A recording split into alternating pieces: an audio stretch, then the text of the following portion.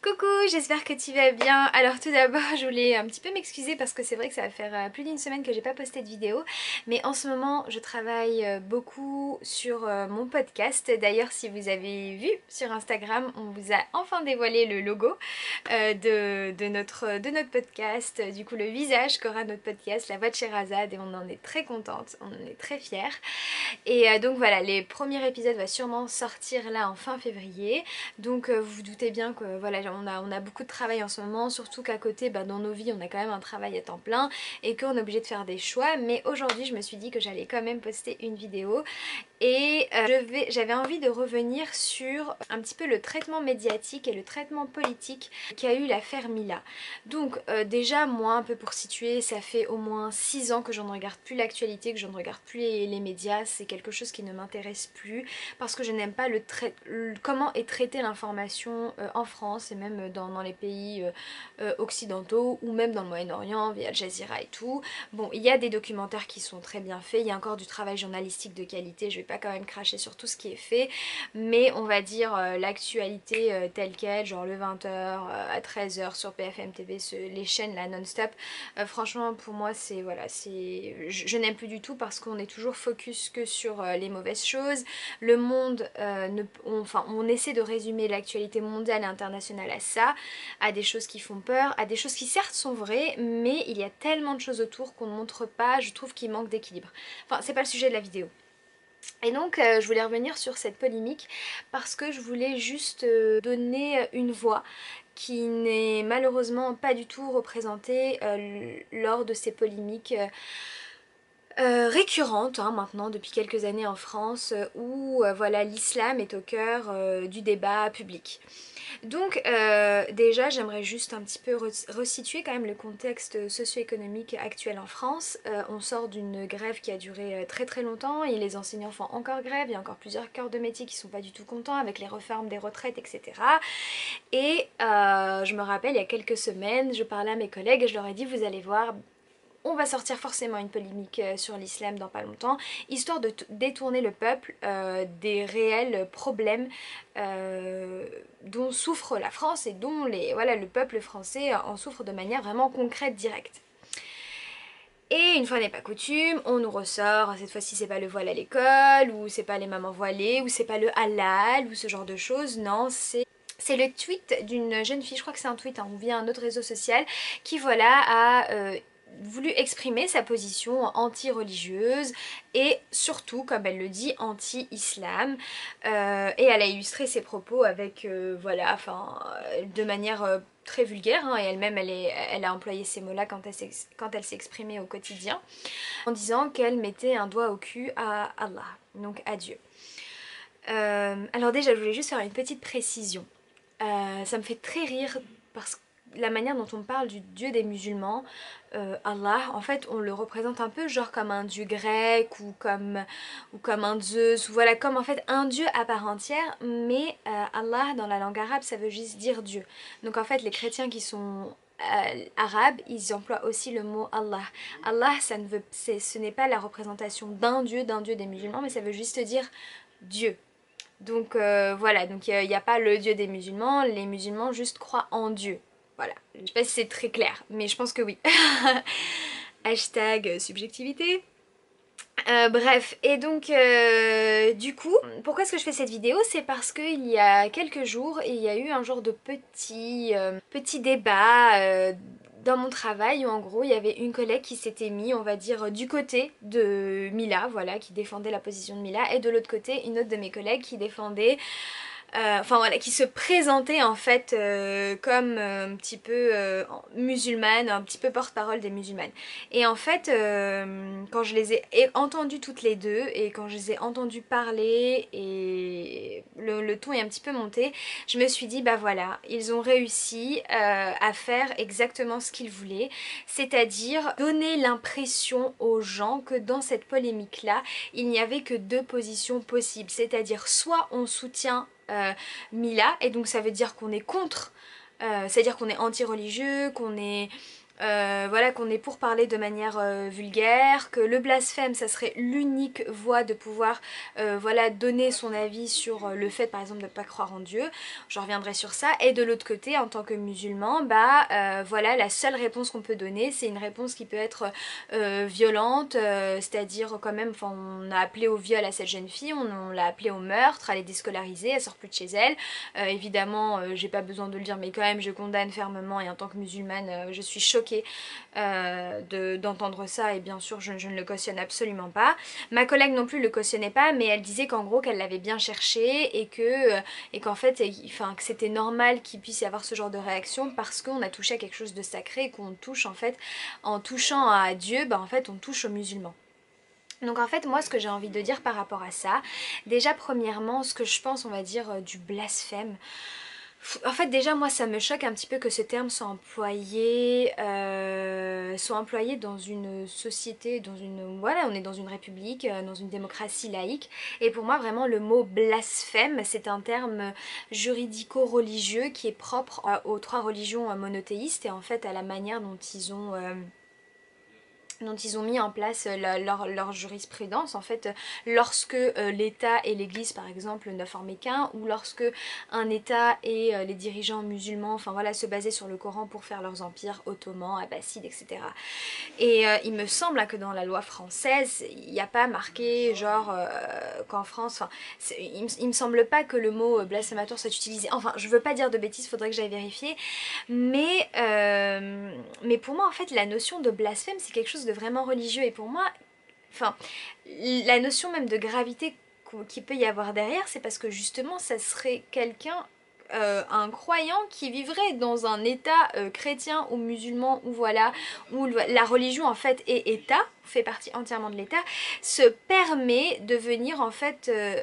remettre en cause les fondements des dogmes de telle ou telle religion. Étant donné qu'on est en France et que voilà, l'état est séparé de quand même de l'église depuis un bon moment, voilà. Ensuite, l'autre aspect du blasphème, enfin l'appel au blasphème qui est fait par les musulmans me choque un petit peu, parce que j'ai envie de dire que cette jeune fille-là ne se présente pas comme musulmane, elle ne l'a jamais été, elle est, voilà, elle se dit anti-religieuse, elle se dit athée, et donc en fait, on peut pas dire que cette jeune femme est en train de blasphémer parce qu'elle est pas, enfin elle n'y croit pas, donc en fait dans l'islam et dans la jurisprudence on va dire islamique, les lois musulmanes entre guillemets qui ont été tirées par le Coran, et enfin qui ont surtout été, ça c'est encore un autre aspect du truc, mais bon, qui ont quand même été inspirées par, qui ont été tirées du Coran et interprétées par des savants religieux musulmans, s'appliquent aux musulmans. Elles ne s'appliquent pas à quelqu'un qui n'est pas musulman. Donc en fait, même si cette jeune fille, je suis d'accord que moi-même quand j'ai lu ça, ça m'a choquée, et je me suis dit que quand même c'est pas constructif. En fait, moi je suis pour la critique des religions, je suis pour même la critique de l'islam, et je fais pas mal de vidéos là-dessus sur YouTube, mais pour moi, évidemment, venir dire qu'on va mettre un doigt au cul à quelqu'un, enfin à Dieu en plus, on n'est pas du tout dans de l'argumentaire constructif. Moi j'adore avoir des débats avec des personnes qui sont athées, qui m'expliquent pourquoi elles ne croient pas en Dieu, qu'est-ce qui les dérange dans l'aspect religieux, qu'est-ce qu'elles n'aiment pas dans l'aspect dogmatique, etc. Et je trouve que c'est même très utile pour nous croyants, déjà sur le plan de notre propre foi personnelle, parce que ça nous permet de nous remettre en question, de se reposer des questions, de se resituer, de rien de prendre pour acquis, et voilà, de toujours en fait, je pense que ça contribue beaucoup à notre développement personnel et spirituel. Et de l'autre côté, ça nous permet aussi de recontextualiser finalement nos textes, de nous remettre aussi face aux problématiques qui sont, voilà, qui existent dans les sociétés dans lesquelles on existe, dans lesquelles on vit, pardon, suivant le pays dans lequel on est, suivant l'époque dans laquelle on est. Enfin, je pense que c'est très très important, et que on peut le faire dans le calme, la sérénité, sans être dans l'insulte. Après, voilà, la loi française fait bien une distinction entre le fait qu'on peut se permettre d'insulter, critiquer, faire des dessins sur des religions ou des personnages religieux, même Dieu lui-même, mais qu'il ne faut pas, voilà, s'attaquer par contre aux personnes pratiquant cette religion. Mais Enfin voilà, je pense qu'il faut pas avoir fait Pokken pour comprendre que voilà, si tu t'adresses à quelqu'un qui est musulman en face de toi et que ou un juif ou je ne sais quoi et tu viens tu viens lui voilà lui parler de manière très vulgaire et en mal de la chose qui est pour elle la plus importante, bah forcément ça va la toucher. Enfin, il faut être débile pour pas penser que ça ne va pas atteindre dans la chair la personne d'en face. Bien sûr que si. Après, je pense qu'il est important d'avoir aussi une juste distance. Faut pas oublier que cette jeune fille, elle a à peine 16 ans, c'est encore une adolescente. Voilà, à cet âge-là, en plus, on est insolent avec ses propres parents, avec les personnes qu'on aime le plus. Donc forcément, avec si en plus cette jeune fille n'aime pas du tout le principe religieux, bah voilà, je peux entre guillemets comprendre la haine et la manière dont elle l'a exprimée. Après, ce qui me pose problème, voilà, c'est le discours de certains hommes politiques, surtout bah, de droite, hein, faut le dire, et d'extrême droite, qui ont dit que derrière cette Mila, c'était la figure de la France, c'était la figure de la République, etc. et qu'il fallait la soutenir, que ce qu'elle faisait c'était vraiment bien quand en France on avait le droit de blasphémer. Non, enfin non, pour moi, elle représente pas la République. Dire qu'elle va venir mettre un doigt au cul à Allah, y a rien de... Enfin, pour moi, il y a rien d'honorable là-dedans. C'est bas, c'est moche, c'est hyper mal dit. Comme j'ai dit, y a aucun argument intelligent derrière. Non, ça fait pas du tout avancer le débat. Au contraire, on est encore là on est en train de diviser encore plus les Français. Et après on a balancé ça du coup sur les médias, on en a fait toute une grosse affaire et de l'autre côté, bah voilà, qu'est-ce qui s'est passé? Bah les musulmans, beaucoup de musulmans, je vais pas dire la plupart, mais beaucoup de musulmans sont tombés la tête la première dans cet énorme piège malheureusement. Et voilà, ont répondu de manière complètement voilà, disproportionnée. Voilà, appel au viol, appel au meurtre, et puis voilà, du coup après on fait un amalgame, les musulmans voilà, ils sont contre la République française, ils sont contre les valeurs mêmes de laïcité, mais non, en fait dans cette polémique-là, il n'y a pas... En fait, moi, ce qui me dérange, c'est que la manière dont les choses sont présentées dans le traitement médiatique, c'est qu'il faut prendre parti, c'est qu'il y aurait que genre deux positions possibles. Mais non, il y a 10 millions de positions possibles. On peut être, par exemple, quelqu'un de profondément athée, quelqu'un qui n'aime en plus pas particulièrement l'islam plus que les deux autres religions monothéistes ou même toutes les religions qui existent sur Terre, mais être capable de le formuler de manière intellectuelle, sans voilà, venir blesser l'autre, sans forcément être vulgaire. Et voilà, et pour tout autant représenter ce que c'est la citoyenneté française, comme de l'autre côté, je sais pas, par exemple moi, en tant que musulmane française, quand je suis face à ça, je me dis enfin, en fait, moi quand j'ai lu ça, je me suis dit, la pauvre, enfin, c'est triste qu'elle soit que les seuls outils qu'elle ait en elle, c'est juste voilà de la violence et de la haine, et qu'il faudrait que ça soit faudrait qu'elle arrive à mieux construire. En fait, je me dis qu'est-ce qui a amené cette fille à penser que Dieu, spécifiquement le Dieu des musulmans, il mérite qu'on lui mette un doigt dans le cul. Mais après cette fille là, pour ce qu'elle est, j'ai pas envie qu'elle meure, j'ai pas envie qu'on la viole, enfin je vais dire, à moi elle m'a rien fait, tu vois, enfin, ces propos-là, évidemment, ça me choque. En fait, moi, ce qui me choque le plus, c'est une adolescente, donc voilà, et puis j'en ai déjà entendu bien pire, et de personnes qui sont nées eux-mêmes dans un milieu musulman, et qui sont même arabes, par exemple. Mais c'est juste, voilà, c'est le traitement médiatique qui, moi, m'énerve énormément parce que voilà, une fois de plus, on met l'islam derrière les gens voilà, qui ont répondu de manière vraiment très violente et virulente. Et du coup, ce que je disais à mes collègues, c'est que il y a on peut dire les choses autrement, même si elle a envie de blasphémer, elle peut le faire de manière plus intelligente. Et en France, pour avoir cette liberté d'expression, on n'est pas obligé de passer par le blasphème. On n'est pas, enfin, en fait, j'ai l'impression que le blasphème, c'est devenu un nouveau blason de la République. C'est devenu genre le nouveau visage de la laïcité. Non, peut-être que ça peut passer par là si ça vous enchante et que si vous voulez, mais ce n'est pas le seul et l'unique. Il y en a 10 millions, il y en a plusieurs. Et surtout, c'est que je fais aussi un petit peu un parallèle avec mes vidéos sur YouTube parce que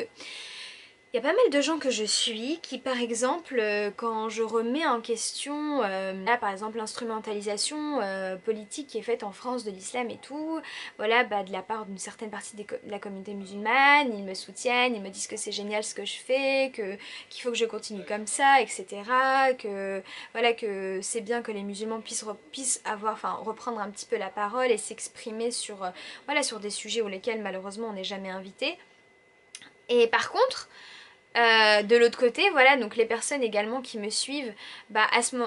qui sont, on va dire, contre l'islam et qui ont, voilà, qui voient l'islam comme une énorme menace planée sur l'Europe, me disent ah bah tu m'as un petit peu déçu et tout sur cette vidéo, je pensais que tu commençais à t'émanciper, je pensais que tu commençais en fait à ouvrir ton esprit, à ouvrir tes yeux, à sortir de ce conditionnement musulman. Et quand je dénonce de l'autre côté des choses qui ne me plaisent pas dans le traitement de la théologie musulmane dans la communauté musulmane, pas forcément que de la théologie, du vivre ensemble, ce genre de choses, de l'aspect communautaire, des limites de la culture arabe ou ce genre de choses-là, et ben renversement de situation.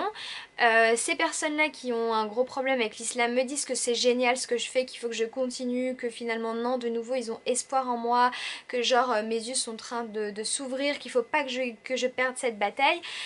Et de l'autre côté, les mêmes musulmans qui me disaient que c'était génial ce que je faisais, que j'œuvrais pour la cause musulmane et tout, viennent me dire mais oh mais qu'est-ce que tu fais, voilà, tu repars du côté de l'ennemi, c'est pas bien ce que tu fais, comment tu peux dire que t'es musulmane, t'as pas honte de parler comme ça, voilà ce genre de choses. Et en fait, je trouve que c'est quand j'ai vu mes deux collègues voilà qui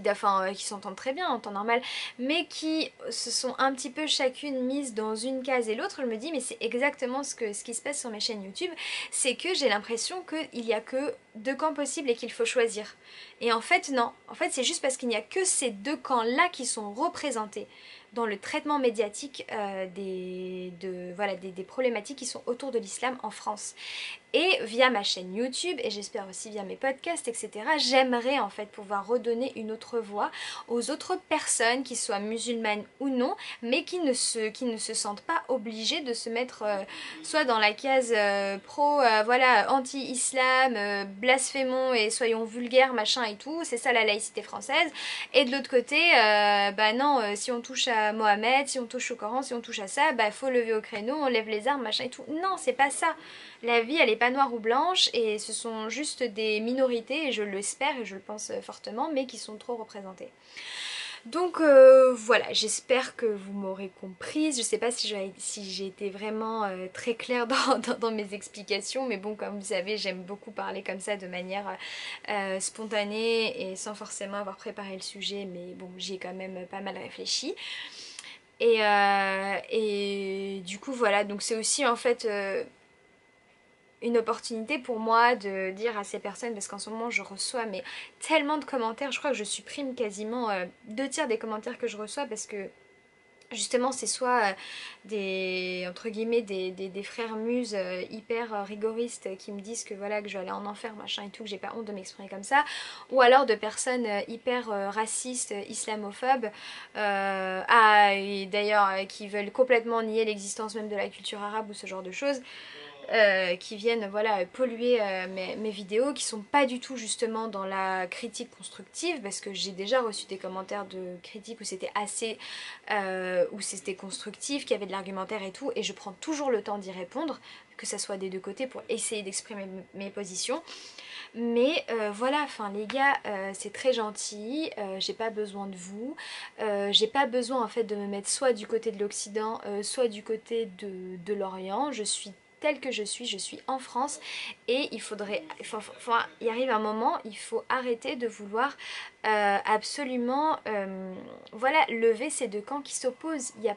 Je pense qu'il y a réellement deux idéologies. Ça c'est clair, net et précis. Mais il n'y a pas que ces deux-là, il y en a plusieurs autres.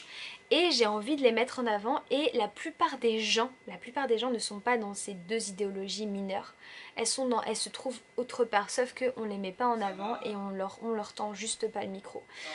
Voilà, écoute, sur ce, je serais très curieuse d'avoir ton avis sur le sujet. Enfin là je me suis juste permise de reprendre l'exemple de Mila pour en fait mettre en avant ce qui se passe en France et clairement dans une autre polémique, enfin la polémique sera peut-être différente mais le positionnement des gens et des médias et des hommes politiques sera le même. Voilà, et toi qu'est-ce que tu penses sur le sujet? Je serais très intéressée de pouvoir te lire. Écoute, sur ce, voilà, je te fais plein de bisous, prends soin de toi et puis je te dis à très bientôt.